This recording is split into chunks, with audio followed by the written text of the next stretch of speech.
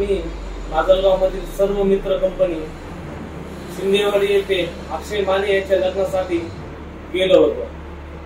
त्या ठिकाणी लग्नाचा तरण्या निघाल्यानंतर आम्ही सर्वांनी आनंदाच्या भरामध्ये डान्स केला। त्यानंतर आम्ही लग्न मंडपात आलो। विशेष म्हणजे आमच्यापैकी कोणीही कुठलीही ड्रिंक करत नाही व केली नव्हती। वैभव तर सुपारीही खात नव्हता। त्यानंतर आम्ही लग्न मंडपात जेवण्यासाठी गेलो। जेवण झाल्यानंतर वैभवने पाणी पिलं। त्यानंतर त्याला अस्वस्थ वाटू लागले आणि तो खाली पडला।